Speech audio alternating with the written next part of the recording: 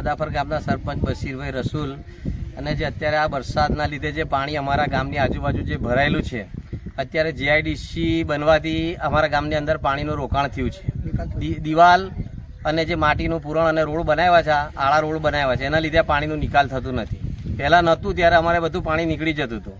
હાલને અંદર આ ગામની અંદર ને ખેતીની અંદર ઘણું બધું નુકસાન થયું છે.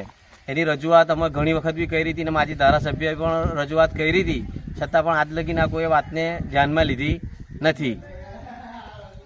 આજે પ્રતાપસન ગામ મદાફર, આજે આ વરસાદની અતિવૃષ્ટિના લીધે અમારા ગામની ચારે બાજુ જય બંબાકાર થઈ ગયેલી છે. જે તરફ જુઓ ત્યાં પાણી જ પાણી છે. ગામની અંદર પણ પાણી છે. ઘણા મકાનો ધરાશયી થઈ ગયેલા છે. હવે આ જે અગાઉ જીઆઈડીસી નથી તે વખતે અમારા ગામની અંદર પાણી જો વરસાદ પડે તો એકાદ દિવસની અંદર પાણી ઉતરી જતું હતું વરસાદ બંધ થાય એટલે. પરંતુ આજે 4 દિવસથી વરસાદ બંધ છે, તે છતાં પણ પાણી અમારા ગામની ચારે કોર હજુ પણ જોવા મળે છે. એટલે અમારા જે માજી ધારાસભ્ય છે તેમણે ઘણી રજૂઆતો કરી, એમણે મૌખિક લેખિત પણ આપેલું છે, પરંતુ આજ સુધી કોઈ આપણે પ્રશાસન તરફથી કોઈ અમારે એવી દેખરેખ થઈ નથી. એટલે અમે રજૂઆત કરીએ છીએ કે વહેલામાં વહેલી અમારા જે દિવાળનું કામ છે તે બંધ થાય અને રોડો છે તેને ખુલ્લા કરે એવી અમારી સૌની અપેક્ષા છે.